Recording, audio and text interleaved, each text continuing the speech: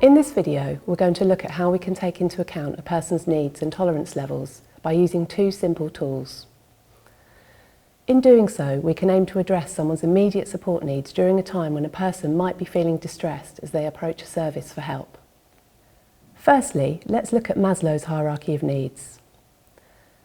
This theory identifies 5 sets of needs which come in a particular order. Only as each level of needs is satisfied, the desire and ability to fulfil the next, more advanced level becomes possible. This figure helps illustrate how, only by addressing each level of need in turn, we can eventually reach a stage in life where we feel safe, connected, valued and purposeful, self-actualised. A person's most basic needs are physiological: a safe space, food, shelter and regular sleep. When a person's basic needs are not being met, they live in survival mode. This means they are unable to think beyond the here and now. Until these areas are addressed, a person will find it much harder to think about their other needs. If you are providing support or advice to someone who does not have food or shelter, it may be difficult for them to engage. You may want to consider how you, your team or partner organisations could help the individual to meet their basic physiological needs, and in doing so help them move out of survival mode and into a space where they can more readily engage with the service. This can all be viewed as part of the wider journey into safety, housing, work and well-being when we look through the lens of Maslow's hierarchy of needs. Let us think about a scenario and how it might make you feel and behave. So the scenario is, you've been locked out of your house, so you've had to stay at a friend's. You don't sleep very well and wake up late for work and do not have time to eat breakfast or have a shower. Immediately after arriving at work, you are met with a really difficult situation. How do you think you'll be feeling at this point?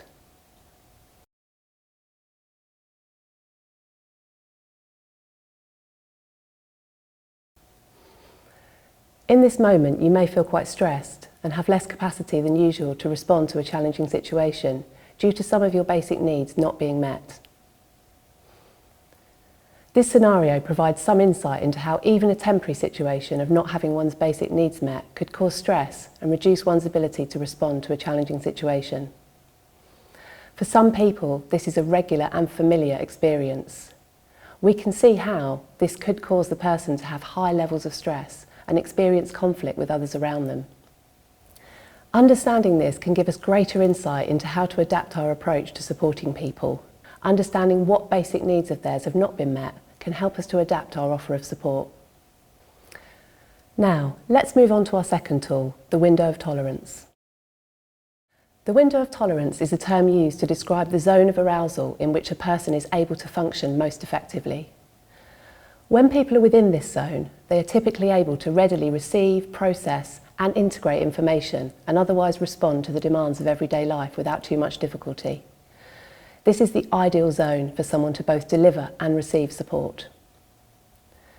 When we are in survival mode or high stress situations, we don't feel secure, calm, collected, empathetic or supportive. Instead, we may feel overwhelmed, anxious, or we may feel numb and flat. These reactions can be referred to as hyperarousal or hypoarousal. When we are in these states, we are not within our window of tolerance. Hyperarousal behaviours, also known as fight or flight behaviours, could include the following: increased heart rate and breathing, increased anxiety or panic, possible shouting or signs of anger, compulsive behaviours, memory loss and struggling to communicate.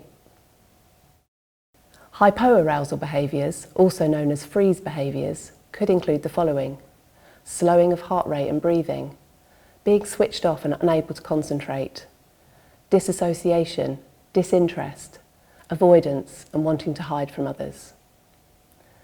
When someone is in either of these two states, we want to try and adapt our approach with the aim of bringing the person back into their window of tolerance. The window of tolerance will be different for each person. It's also worth noting that someone who doesn't have their basic needs met or who has experienced complex or multiple trauma will have a much smaller window of tolerance. When working with people who have multiple complex needs, where the likelihood of them having experienced trauma is high, it is important to note that their window of tolerance can shrink. and life's everyday events can begin to feel like huge threats. So having a greater understanding of how to respond to distress is particularly important in these contexts.